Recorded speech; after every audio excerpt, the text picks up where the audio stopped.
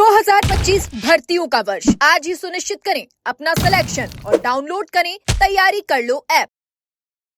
राजस्थान कर्मचारी चयन बोर्ड द्वारा करवाई गई चतुर्थ श्रेणी कर्मचारी भर्ती की 6 पारियों की परीक्षाएं समाप्त हो चुकी हैं और जिस तरीके से 6 की 6 पारी पर हमने कवरेज किया है, ग्राउंड जीरो पर जाकर के कवरेज किया है, तो आज मैं आपको समझाऊंगा कि 6 पारियों का जब हमने कवरेज किया और अभ्यर्थियों से बात की और उसको समझने की कोशिश की तो सारी चीजों से निकलकर क्या बाहर आता। तो यह समझना बहुत जरूरी है क्योंकि लगातार जिस तरीके से 19 तारीख को परीक्षा शुरू हुई और अब जो है वो परीक्षा खत्म हो चुकी है और ऐसे में यह समझना, यह जानना जरूरी है कल सारी परीक्षाएं समाप्त हो चुकी हैं। तो 6 पारियों की परीक्षाओं को लेकर के जब हमने ग्राउंड जीरो पर जाकर के कवरेज किया, अभ्यर्थियों से बात की, तो तमाम अभ्यर्थियों से बात करने के बाद एक चीज समझ में आई कि जो जीके का पार्ट था, जीके का पार्ट आसान रहा है, यानी कि जीके के आधार पर सिलेक्शन के चांसेस कम रहने वाले हैं। और खास बात जो थी, 6 के 6 पारियों के अभ्यर्थियों ने बताया कि जीके का पोर्शन इजी था, इसको सॉल्व करने में ज्यादा समय नहीं लगा और ये पोर्शन भी इजी था क्योंकि जो अभ्यर्थी हैं वो या तो पटवारी की तैयारी कर रहे हैं या आरएएस की परीक्षा की तैयारी कर रहे हैं, वीडियो की तैयारी कर रहे हैं या दूसरी तमाम जो राजस्थान कर्मचारी चयन बोर्ड या राजस्थान लोक सेवा आयोग द्वारा जो परीक्षाएं करवाई जा रही है उन भर्तियों की तैयारी कर रहे हैं, परीक्षाएं दे चुके हैं। तो ऐसे में उनके लिए थोड़ा सा पेपर आसान था, लेकिन अभ्यर्थियों से बात करने के बाद जो टफ पोर्शन लगा, मैथ ने काफी समय ले लिया। मैथ ने, साइंस ने, कंप्यूटर ने और इंग्लिश ने, ये 4 सब्जेक्ट हैं, ये चयन का आधार बन सकती हैं। जब मैं कल 6ठी पारी की परीक्षाएं खत्म होने के बाद अभ्यर्थियों से बात कर रहा था और थोड़ा सा पैटर्न को समझने की कोशिश कर रहा था कि क्या कुछ रहता है और कि क्या कुछ आधार जो है वो सिलेक्शन का रह सकता है, तो इसमें भी यही बात निकलकर सामने आई। तमाम अभ्यर्थियों ने एक ही बात बताई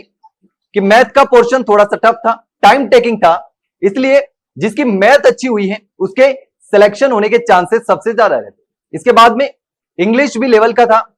साइंस और कंप्यूटर ये सब्जेक्ट भी चयन का आधार हो सकते हैं। इसके साथ ही कई अभ्यर्थियों से मैंने कट ऑफ को लेकर भी सवाल किया, तो जो अभ्यर्थी आरएएस की परीक्षा की तैयारी कर रहे हैं या परीक्षा दे चुके हैं, मेंस में, प्री में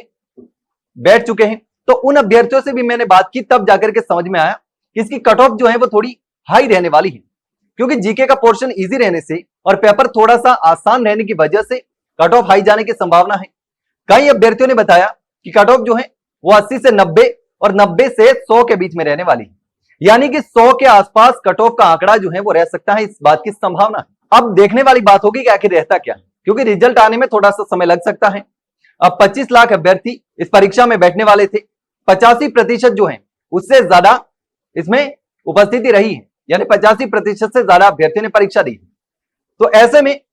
अब देखने वाली बात यह होगी कि क्या कुछ रहता है, लेकिन जो सारी चीजें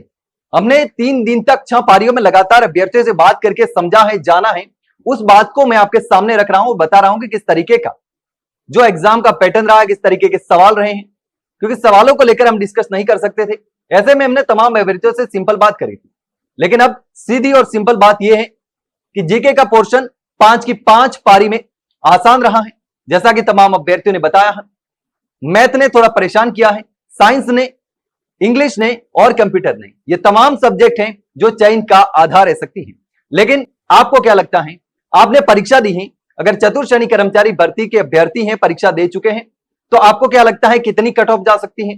कौन सी वो सब्जेक्ट है जो चयन का आधार हो सकती है? आपको जो भी लगता हो कमेंट सेक्शन में कमेंट करके जरूर बताना। वहीं अगर जानकारी अच्छी लगी हो तो वीडियो को लाइक और शेयर जरूर करें और हाँ, चैनल को सब्सक्राइब करना ना भूलें। फिलहाल के लिए इतना ही, जल्द मिलते हैं एक नई जानकारी के साथ, तब तक के लिए नमस्कार।